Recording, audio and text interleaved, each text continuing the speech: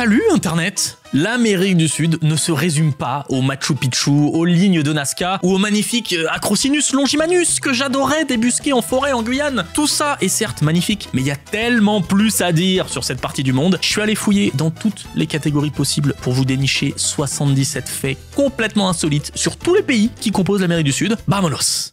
Quoi de mieux, du coup, que de commencer cette vidéo consacrée à l'Amérique du Sud par un des animaux emblématiques du continent, des zèbres. On est à La Paz, en Bolivie, et ces zèbres sont là pour faire de la prévention sur la sécurité routière. La ville a mis en place ce programme afin de sensibiliser les automobilistes et les piétons, et vraiment, merci d'avoir fait ça parce que les images sont incroyables. Cette petite maison hyper mignonne, qui a l'air de rien, hein, vue comme ça, a une importance historique de premier plan. C'est ici que se réunissaient secrètement les acteurs de l'indépendance du Paraguay. C'est de cette maison qu'ils sont partis pour destituer le pouvoir espagnol en mai 1811. Aujourd'hui, on la connaît sous le nom de Casa de la Independencia.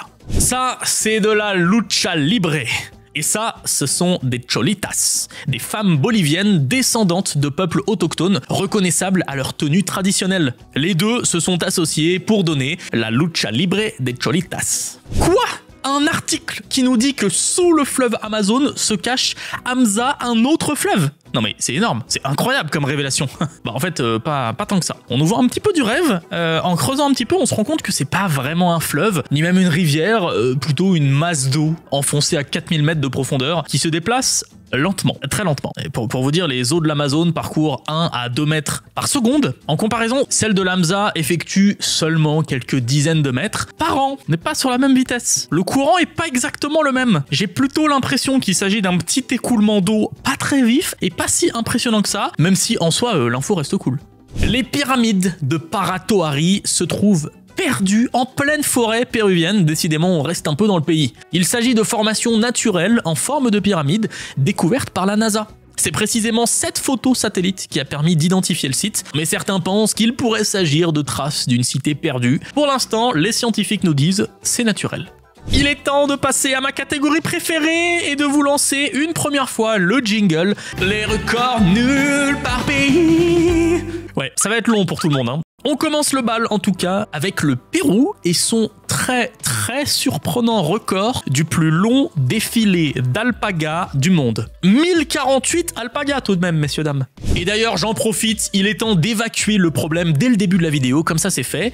Ça, c'est un alpaga, ça, c'est un lama. Non mais c'est pas la même chose. Si on les met côte à côte, on se rend compte que le lama est plus grand, qu'il a pas le même poil que l'alpaga, que ses oreilles et son visage sont plus longs, plus allongés. Le lama, lui, est généralement utilisé pour transporter des charges lourdes, tandis que l'alpaga est réputé pour sa laine.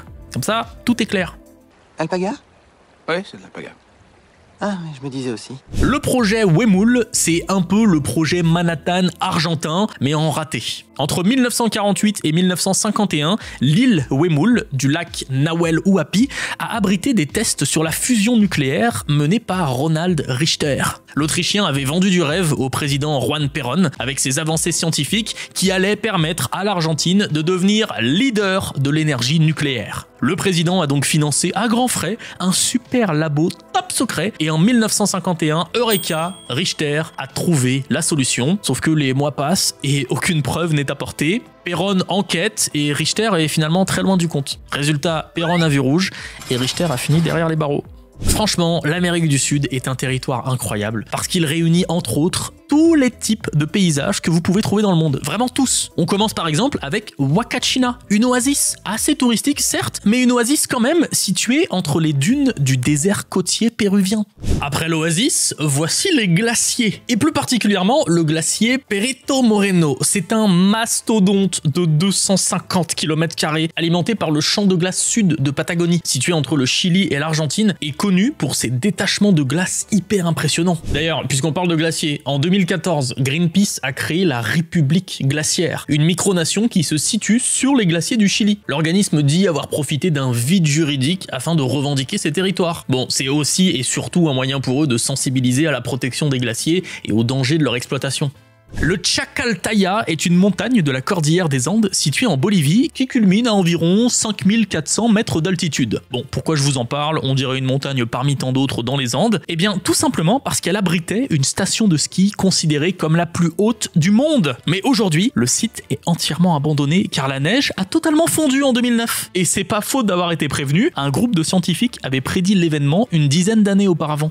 On a vu les déserts, les glaciers, les montagnes. Voici donc la savane. Il y a de la savane en Amérique du Sud. Le Cerrado s'étend majoritairement sur le Brésil, mais déborde un tout petit peu sur la Bolivie et le Paraguay. Il couvre 23% du territoire brésilien, ce qui correspond à pas moins de 2 millions de kilomètres carrés, et il est considéré comme un écosystème extrêmement menacé, plus que la forêt amazonienne selon une étude. Sur une partie du Cerrado se trouve le parc national des Emas. On y trouve pas mal d'espèces, dont des taupins, des petits insectes, et le meilleur moment pour les observer, c'est la nuit, parce que leurs larves s'illuminent pour attirer leur proie, en l'occurrence des termites volantes, et ça donne une photo primée en 2014. Et puis chose très insolite sur les taupins, s'ils se retrouvent sur le dos, ils claquent les deux parties de leur corps pour sauter en l'air et se retrouver sur les pattes. C'est très impressionnant quand on le voit en vrai. Et enfin, je finis évidemment avec la forêt. On connaît la forêt amazonienne, mais moi je voudrais vous mentionner une autre petite forêt. Si vous vous baladez au-dessus de l'Argentine sur Google Maps, vous pourriez tomber sur une forêt en forme de guitare. Il s'agit d'un très bel hommage de l'artiste Pedro Ureta à sa femme morte en couche. Mais il a quand même planté plus de 7000 arbres pour obtenir ce résultat. La Cueva de los Manos, située dans la partie argentine de la Patagonie, porte très bien son nom puisqu'il s'agit bien d'une grotte recouverte de peintures rupestres de main. Ces peintures ont entre 13 000 et 9 500 ans et ont la particularité d'être peintes en négatif, comme si leurs auteurs avaient utilisé un pochoir. Blue pen, la magie des couleurs. Domingo Faustino Sarmiento est connu pour être le 7e président d'Argentine, et ce qu'il y a de remarquable chez lui, c'est sa maison. Aujourd'hui, elle est protégée et enfermée dans une sorte d'immense boîte transparente. Elle est considérée comme monument national historique et est devenue un musée. Henry Ford a créé sa cité ouvrière idéale au beau milieu de la forêt amazonienne au Brésil en 1928 et l'a appelée Fordlandia. Franchement, c'est assez stylé pour l'époque parce que la ville a tout le confort à l'américaine. Enfin, ça c'est le côté face. Parce que le côté pile vend un peu moins de rêve. Nombreuses interdictions sur place, comme boire ou fumer. Il y avait une sorte de milice privée. Il y avait des natifs qui étaient mécontents du régime alimentaire imposé. Il y avait des révoltes, etc., etc. Finalement, le projet prend l'eau en 1945 avec l'arrivée du caoutchouc synthétique sur le marché. Parce que oui, je vous l'ai pas dit, mais pourquoi il a fait cette ville au fin fond de la forêt amazonienne? Le bon Ford, bah c'était pour exploiter le caoutchouc de la forêt, pour faire les pneus de ses voitures. Imaginez, vous êtes ici, sur une plage des îles Galapagos en Équateur, vous empruntez ce petit chemin, et là, vous tombez sur ce truc. Ne passez pas votre route, car il s'agit d'un bureau de poste en activité depuis le 18e siècle. À l'origine, il était à destination des baleiniers et des pêcheurs de passage sur l'île. Ils déposaient leur courrier ici, et les futurs bateaux qui passaient par là récupéraient leurs lettres afin de les livrer. Ce qui est dingue, c'est que le système continue de fonctionner encore aujourd'hui, grâce aux touristes évidemment, mais quand même. Les records nuls par pays.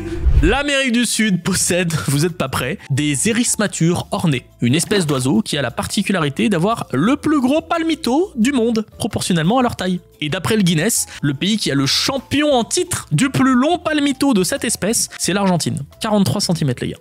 Et en parlant de records, l'ALMA est le plus grand observatoire astronomique du monde et il se trouve à plus de 5000 mètres d'altitude au Chili, dans le désert de l'Atacama. À 300 km à vol d'oiseau, toujours dans le désert andin de l'Atacama, se construit le plus grand télescope du monde. C'est pas la même chose, attention, hein. Un télescope, un observatoire astronomique, je veux dire, techniquement, bon, le premier c'est des espèces d'antennes radar, alors que celui-là, pas du tout, c'est plus des grosses jumelles. Son nom est en tout cas bien plus simple que son fonctionnement, Extremely Large Telescope. Autant l'ALMA, c'est presque poétique, autant là, ils se sont pas creusés. Le sanctuaire de Las Lajas en Colombie est une vision. C'est une église néo-gothique à flanc de montagne, à cheval sur des gorges, construite, selon la légende, à l'endroit où une petite fille muette aurait retrouvé la parole. L'édifice tel qu'on le voit aujourd'hui a été construit au début du XXe siècle et remplace une chapelle qui datait du XVIIIe et qui a subi plusieurs étapes de construction. La cathédrale Notre-Dame de l'Assomption de Cusco renferme une peinture qui vaut le détour si vous passez dans le coin. Elle représente le dernier repas de Jésus et on peut se rendre compte qu'il s'agit d'un cochon d'Inde, un mets très apprécié en Amérique du Sud, tout comme les Hormiga culona, comprenez les fourmis à gros derrière. J'avoue que si j'ai le choix entre les deux, je suis pas certain de ce que j'ai envie de goûter. Domingo Liotta était un chirurgien argentin qui est considéré comme un pionnier dans le domaine de la chirurgie cardiaque. Avec un collègue, ils ont été les premiers à avoir implanté un cœur artificiel total à un humain. Cette implantation était temporaire, le temps que le patient puisse recevoir une greffe de cœur. Qu'est-ce que fait l'ours Paddington dans un parc à Lima? Ça, c'est la première question que je me suis posée en voyant la statue. Et puis, comme je suis curieux, j'ai lu la plaque et je dois dire que, en effet, ça se tient. La statue a été donnée en 2015 par l'ambassade britannique au Pérou pour célébrer l'amitié entre les deux pays. Et pourquoi Paddington? Parce que dans le livre de Bond, pas James, Michael Bond, l'auteur, le personnage quitte son Pérou natal avant d'arriver dans la gare de Paddington à Londres. Les records nuls par pays. La Colombie peut se vanter d'exporter plus de 37% de sa production totale de balais à son voisin, l'Équateur. On voit même grâce à cet outil que 2,85% de leurs balais sont exportés en France. On achète pour presque 300 000 balles de balais à la Colombie par an. Vive Doc7, l'info utile. Cal Orco est un site paléontologique que l'on trouve en Bolivie. C'est ici que vous pourrez observer la plus grande concentration d'empreintes de dinosaures au monde. Il y en a des milliers sur le pan de cette immense falaise. Et histoire de rentabiliser tout ça, un petit parc à thème s'est développé juste à côté. Non mais attendez, il faut profiter un petit peu de ce qu'on a. Carthagène des Indes est une ville colombienne qui a l'air complètement dingue à visiter. Et si vous avez la chance d'y aller, surtout faites attention aux heurtoirs des portes que l'on peut trouver dans le centre historique de la ville. Faites pas gaffe aux gars à moitié désapés là, je vous montre les heurtoirs. Il y a des motifs et des représentations différentes et c'est pas par hasard. C'est une coutume qui date de l'époque coloniale mais qui a perdu sa signification avec le temps. Chaque figure donnait des infos sur les résidents de la maison. Par exemple, un symbole marin voulait dire que les gens vivaient du commerce maritime, un lion représentait le domaine militaire, et alors le best du best, un lézard, qui signifiait que derrière ces portes vivait quelqu'un de la royauté. Vous pensiez peut-être que la grotte de Lourdes ne se trouvait qu'à Lourdes? Eh bien, moi aussi. Mais force est de constater qu'il en existe une à Mar del Plata, en Argentine. Après, quand on les met côte à côte, bon, y a pas photo, on distingue facilement l'original de la pâle copie. Je suis désolé, faut pas se vexer, c'est très mignon, et ça ressemble pas à Lourdes. On reste en Argentine, direction la province de Mendoza, à plus de 1300 km de là. Bienvenue à la lagune du Diamant. Un nom magnifique, mais un lieu qui fait moins rêver quand on sait que les eaux sont toxiques et que le volcan Maipo qui se trouve juste au bord est toujours actif. Incahuyo est un site archéologique que l'on trouve au sud du Pérou. Mais c'est aussi connu sous un autre nom, le temple de la fertilité, à cause de ses structures à l'aspect plutôt graphique. Aujourd'hui, il a la réputation de résoudre les problèmes d'infertilité, mais avant d'être considéré comme tel, les scientifiques pensent qu'il s'agissait d'un lieu de culte inca. En Europe, on a l'UEFA et l'équivalent en Amérique du Sud est le CONMEBOL. Entre 1960 et 2004, les deux vainqueurs de leurs compétitions respectives s'affrontaient lors de la Coupe intercontinentale, histoire de voir qui de l'Europe ou de l'Amérique du Sud jouait le mieux au football. Sur 43 éditions, nous, Européens, en avons remporté 21 et nous, Sud-Américains, 22. Ah, c'est l'avantage d'être guyanais, je suis désolé. Quoi qu'il se passe, je suis gagnant dans cette histoire. Avant que ce squelette de baleine n'arrive ici, à Ubatuba, au Brésil, il a dû traverser la plage. Ça a été une sacrée péripétie. La baleine s'est échouée en l'an 2000 et comme toute bête aquatique qui décède, elle a commencé à sentir fort. La municipalité a tout tenté pour la déplacer. Des tracteurs, une cinquantaine de personnes mobilisées, un remorqueur, rien n'y faisait. Ils ont donc préféré l'enterrer dans le sable, ni vu ni connu. Et puis quelques années plus tard, l'aquarium a voulu exposer le squelette et tadam, la voilà en plein milieu d'un parc. Petit florilège, subjectif bien sûr, des musées insolites que l'on peut trouver en Amérique du Sud, le musée de la Coca en Bolivie, le sous-marin devenu un navire musée au Pérou, le musée perché sur un poteau jaune au Brésil, et mon préféré pour la fin, le musée de la chaise au Paraguay. Certaines photos donnent un peu l'impression de se trouver dans un vide-grenier. Pourquoi un mannequin au milieu des chaises? Mais du coup ça m'intrigue. Il y a un petit truc caché sur ce Google Maps, vous les voyez là ou pas? Non mais juste là, regardez si je zoome un petit peu. Niché à plusieurs mètres de haut dans la falaise. Ces statues ressemblent un peu à celles de l'île de Pâques, et pourtant, il s'agit des sarcophages de momies de Caraya au Pérou. Ce sont des vestiges du 15e siècle des Chachapoyas, un peuple andin absorbé par l'empire Inca à la fin du 15e siècle. Dans certains pays d'Amérique du Sud, comme en Argentine, en Uruguay ou au Paraguay, on trouve une drôle de tradition, celle de manger des gnocchis chaque 29 du mois. Et j'insiste, pas le 28 ou le 30, mais le 29. Ça vient du fait que les fins de mois sont réputées difficiles, et les gnocchis, c'est un plat pas cher à réaliser. On place même un billet sous son assiette pour se souhaiter la prospérité. Les records nuls par pays. Le Chili, avec ses 4300 km de long pour 175 km de large, est le pays le plus étroit du monde. Voilà. Bon là je vous préviens, pour ce fait, je vous présente l'enquête de ce 77. Je suis tombé sur cette image et quand j'ai vu la taille du sombrero, je me suis dit que ça allait être un monument super facile à repérer, mais je ne m'attendais pas à tomber sur plus fort que moi. Je suis bien tombé sur ses coordonnées, mais pas de sombrero. J'ai également trouvé cette adresse, mais pas de sombrero. J'ai trouvé une autre piste solide avec le parquet El Sombrero, mais il faut se rendre à l'évidence, il n'y a pas de sombrero. J'ai épié la ville où il est censé se trouver, désespéré de trouver le moindre indice, et puis après d'autres recherches, l'espoir et finalement la victoire, le sombrero. La plus grande communauté japonaise qui vit en dehors des frontières du pays se trouve au Brésil. Il serait près de 2 millions. Historiquement, ça s'explique par le besoin crucial de main-d'œuvre après l'abolition de l'esclavage au 19e siècle. Puis ensuite par l'instauration de l'Immigration Act aux États-Unis en 1924 qui a redirigé les migrants japonais vers le Brésil, bien plus facile d'accès que les États-Unis. En 2008, l'UNESCO a inscrit le carnaval bolivien d'Oruro au patrimoine culturel immatériel de l'humanité. Et quand on voit la beauté de cette fête, on comprend pourquoi. Même s'il a subi des transformations avec la christianisation, le carnaval reste avant tout une tradition Uru, dont le but religieux est d'invoquer Pachamama, la terre-mère, et le dieu du monde souterrain, Tio Supai. Alors oui, c'est très beau Oruro, mais est-ce que c'est mieux que la grande parade du littoral à Kourou en Guyane? Je ne crois pas. Pourquoi aller voir la Diablada andine quand on peut voir ce genre de choses? C'est incroyable! Promis, je suis absolument pas chauvin.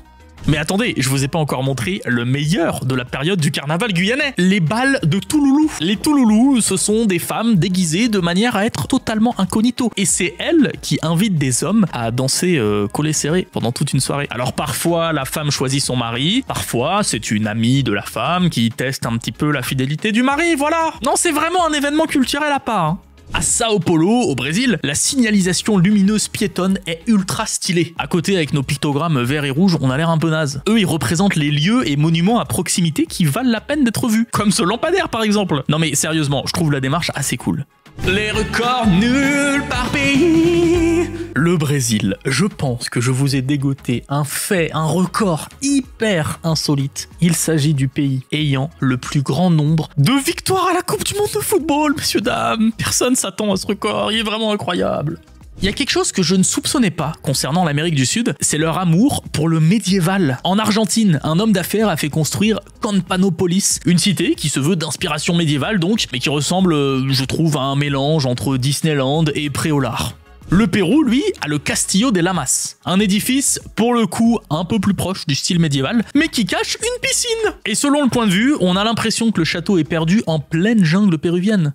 Et enfin, peut-être mon préféré, voici le Castillo Echauri, un château médiéval que l'on trouve au Paraguay. Ici, on est plus ambiance dragon et catapulta. Et mention spéciale au panneau qui indique les directions de Poudlard, Azkaban, Winterfell, la Comté ou encore le Mordor. C'est hyper pratique pour se repérer. Soyons honnêtes, il y a des pays qu'on connaît un peu moins que d'autres et qui sont un peu moins étudiés à l'école, comme le Guyana par exemple, coincé entre le Suriname et le Venezuela, qui veut lui prendre une partie de son territoire d'ailleurs. Du coup, j'ai cherché qui était leur héros national, et c'est ce monsieur, Kofi. C'était un Africain de l'Ouest, exploité dans des plantations de la colonie hollandaise de Berbice, dans l'actuel Guyana. Et s'il y a écrit 1763 sur la statue, c'est parce que cette année-là, il a mené une révolte contre la colonie de près de 4000 hommes. Une belle preuve de bravoure qui lui vaut le statut de héros national. Le mont Roraima est un tepuy très connu. Déjà, un tepuy, pour le dire simplement, c'est un haut plateau très abrupt. Celui de Roraima se trouve entre le Brésil, le Venezuela et le Guyana, et il est particulièrement connu notamment grâce au film d'animation Lao qui s'en inspire. Mais si je vous en parle, c'est notamment pour vous montrer la borne qui marque la frontière des trois pays. En général, l'église de San Isidro Labrador au Venezuela ressemble à ça. Un clocher immergé au milieu des flots suite à la construction d'un barrage en 1984. Et je dois dire que la vibe est plutôt cool. Mais en 2016, le lieu ressemblait à ça. Le village qui réapparaît des flots, c'est hyper cool. Bon, quand on sait pourquoi il y avait plus de flotte, forcément c'est moins cool. Pas de mystère, l'extrême sécheresse due à El Niño. El Niño, pour vous la faire courte, c'est un phénomène climatique que je pourrais comparer à un effet papillon. Ça commence à cause d'une différence de température de l'eau dans le Pacifique qui perturbe les courants marins, qui influe globalement sur les températures, qui provoque de l'extrême sécheresse ou des pluies diluviennes. Vous n'êtes pas en train de regarder le jardin d'un astrologue, mais bien El OVNI Puerto de Cachi en Argentine. Il y a zéro blague là-dedans. Ce très beau tracé est une piste d'atterrissage pour OVNI. C'est une réalisation du Suisse Werner Jaeli qui aurait reçu l'ordre par télépathie de construire de quoi accueillir les petits hommes verts en 2008. Depuis, aucune soucoupe n'a été spotée, mais Werner, lui, aurait disparu avant de réapparaître par magie. La légende locale raconte que ce n'est pas une coïncidence. Ou alors il était peut-être juste rentré en Suisse pendant quelques années. L'enfant chéri de Barranquilla en Colombie est Shakira. Pour lui rendre hommage, ils ont érigé une statue assez énorme au bord du fleuve Magdalena. Mais comme ça suffisait pas, on trouve une autre statue dans un parc. Je suis tombé sur le café Shakira, qui n'a de Shakira que le nom, et j'ai aussi trouvé le lieu présenté comme l'endroit où elle a vécu. Les records nuls par pays. Franchement, le Guinness, je m'adresse directement à vous. Il y a des records dont on aurait pu se passer. Parce que décerner au Suriname le record du pays ayant le moins de cinéma par habitant, c'est un peu moyen si je peux me permettre. Au moment du record, en 2003, il y avait un seul cinéma dans tout le pays. Et puis franchement, vous allez me dire qu'il y a un cinéma au Vatican ? Ces espèces de spirales que l'on voit, ce sont les aqueducs de Cantayoc. Ils sont les vestiges d'anciens systèmes hydrauliques souterrains mis en place par la civilisation Nazca. Depuis le site, vous pouvez même apercevoir certaines figures appartenant aux lignes Nazca, puisque vous êtes juste à côté. Bon, je me baladais, je suis tombé sur cette réplique de la Statue de la Liberté que l'on trouve à Rio de Janeiro, mais ensuite, je me suis aperçu que des répliques de Statue de la Liberté, il y en a 6 au Brésil, et finalement, il y en a absolument partout dans le monde. Si vous rêvez de toutes les voir un jour dans votre vie, ce site est parfaitement fait pour vous.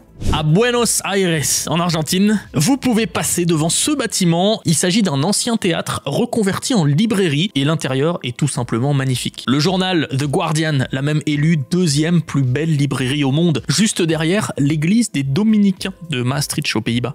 Perso, je pensais que la forte diaspora allemande en Amérique du Sud était liée à une certaine période de notre histoire contemporaine, où ils ont dû peut-être s'exiler à cet endroit. Bon, oui, dans la pratique, mais que en partie. Les Allemands ont immigré en Amérique du Sud dès la première moitié du 19e siècle. D'ailleurs, au sud du Brésil, certaines communautés parlent le Rio Grandense Hundskrückisch, un mélange de vieux patois allemand et de portugais. Es sammle sich das Wasser nicht am Himmel an besondere Plätze. Encore une très belle langue, ça, c'est magnifique à l'oreille, romantique à souhait. Le Penguin News est l'unique journal d'un territoire très particulier en Amérique du Sud. Je vous laisse quelques secondes pour deviner. Normalement, le pingouin, ça devrait vous aider. C'est le seul journal produit sur les îles Malouines. Malheureusement, le bureau sur place est apparemment définitivement fermé, mais leur site internet continue de publier les dernières infos croustillantes de l'île. Par exemple, ce magnifique article qui nous dit que la population des îles Malouines a doublé depuis 1980. Ils sont passés de 10 à 20 personnes. À seulement quelques kilomètres des côtes de ma Guyane natale se trouvent les îles du Salut, très célèbres pour leur bagne. L'île du Diable, celle qui a la forme d'une espèce de cuillère à ramen, est connue pour avoir hébergé Alfred Dreyfus de 1895 à 1899. Le but était qu'il soit le plus isolé possible. Même s'il y avait des gardes sur l'île, ils avaient interdiction totale de lui parler. Je vous avais raconté un peu l'histoire de ces îles dans une vidéo sortie il y a quelques années sur la chaîne. Je vous mets le lien en description. Les plus hauts palmiers au monde se trouvent en Colombie et au Pérou. Ça peut paraître surprenant quand même. Généralement, ils atteignent 45 mètres, mais peuvent grandir jusqu'à 60 mètres. Les records nuls par pays. Le Venezuela peut se vanter d'être numéro 1 mondial dans un domaine très précis, l'inflation. Leur record personnel, 305% en 2022. Le Salto Ángel est la plus haute cascade du monde, quasiment 1 km de haut. C'est absolument titanesque comme hauteur. Environ 3 fois la hauteur de la Tour Eiffel, nettement plus que le Burj Khalifa. Elle se situe dans le parc national de Canaima au Venezuela. Et d'ailleurs, un peu plus tôt, je vous disais que le mont Roraima a inspiré le film Là-haut. Eh bien, le Salto Ángel aussi, puisqu'il est une référence directe aux chutes du paradis évoquées dans le film. Ne vous fiez pas à la beauté du parc national vénézuélien d'Ávila, car c'est l'un des plus glauques qu'il m'ait été donné de découvrir en plus de 8 ans de la chaîne. Dans le parc, au détour d'un chemin, n'importe qui peut tomber sur les momies du docteur Knoche, un médecin allemand du 19e siècle qui a développé un sérum de momification dont personne n'a jamais percé le secret. De nos jours, il nous a laissé en souvenir ces momies et des restes de son macabre labo mausolée. Je suis pas sûr de vouloir le remercier. La Mano est une sculpture sculpture emblématique de la ville de Punta del Este en Uruguay. Il s'agit de 5 bouts de doigts qui donnent l'impression de sortir de terre. Mais le Chili a été un peu jaloux et a voulu faire mieux avec sa Mano del Desierto, où là on est carrément sur une sculpture de main géante perdue dans le désert d'Atacama. Bon, j'exagère un tout petit peu, elle est pas vraiment perdue, faut juste faire une sortie de route de quelques centaines de mètres et vous tomberez dessus. Par contre, on est bien au milieu de rien, alors prévoyez la gourde. Le Salar d'Uyuni est un spot très connu d'Amérique du Sud. Il s'agit du plus grand désert de sel au monde qui donne souvent lieu à des photos irréelles. Mais je vous en parle surtout pour évoquer ça, la Isla Incahuasi. Perdue au milieu du Salar, c'est une colline de roches recouverte de cactus qui donne effectivement l'impression d'être une île. Plus généralement, ce Salar est une surface très plate, ce qui permet aux scientifiques de l'ESA de calibrer des satellites spéciaux capables de mesurer la topographie d'un lieu. Parlons nénuphars, certains d'entre vous sont certainement fans de nénuphars. La Victoria d'Amazonie est un nénuphar tellement grand qu'il peut supporter le poids d'un humain. Elle atteint jusqu'à 3 mètres de diamètre. La plus grande œuvre de street art au monde, peinte par une seule personne, se trouve à Rio de Janeiro. Elle est censée se trouver sur ce mur, mais le Street View n'a pas été mis à jour depuis. Aujourd'hui, ça ressemble à ça. Et c'est vraiment très joli. On prend un grand bol d'air à plus de 5100 mètres de hauteur dans le village le plus haut du monde, la Riconada, au Pérou. La ville a vraiment des allures d'autres planètes et justement, elle en a l'hostilité. Les habitants souffrent pour beaucoup d'hypoxie, du manque d'oxygène dû à l'altitude. Sur l'île Pinta, en Équateur, on trouve une espèce endémique représentée par une tortue appelée George, le solitaire. C'était la toute dernière tortue connue de son espèce, mais une équipe de chercheurs aurait trouvé sur une île des Galapagos plusieurs tortues apparentées à George. Oh là là, il va peut-être pouvoir retrouver des copains. Et non, parce que George est malheureusement empaillé. Il a été exposé au Muséum d'Histoire Naturelle de New York avant d'être renvoyé chez lui, dans la station Charles Darwin, qui est un centre de recherche situé à Puerto Ayora, sur une des îles des Galapagos. Peut-être que certains d'entre vous ne s'en sont jamais rendus compte en regardant une carte, mais il y a un pays d'Amérique du Sud que je n'ai pas encore mentionné, la Colombie, un territoire d'un peu plus de 42 000 km², entouré par le Venezuela, le Pérou, la Colombie et le Brésil, dont la capitale, Chiquito, regroupe quand même plus de 120 000 personnes. C'est une région avec une biodiversité très riche et une espèce endémique assez mystérieuse qu'on appelle le marsupilami. Cette colonne en pierre sous verre, c'est la Marco do Descobrimento. Un monument apporté à cet endroit de Porto Seguro au Brésil au tout début de la colonisation dans les années 1500 pour symboliser le point où les premiers Portugais sont arrivés sur le continent. Pour le dernier fait de ce 77, je voudrais mentionner une habitude que l'on trouve au Paraguay et qui est fantastique. Pour signifier votre présence lorsque vous vous rendez chez quelqu'un, pas besoin de sonnette, on frappe dans ses mains. C'est incroyable. Maintenant, si vous voyez des gens applaudir devant votre porte d'entrée, vous saurez pourquoi. Messieurs, dames, nous sommes arrivés au bout de cette vidéo. Je vous remercie de l'avoir regardé comme d'habitude. Vous vous doutez bien qu'il y a encore beaucoup de choses à dire sur un territoire aussi vaste que l'Amérique du Sud, donc n'hésitez pas à partager vos propres anecdotes en commentaire. En attendant, passez un bon dimanche, on se revoit très vite. Salut Internet.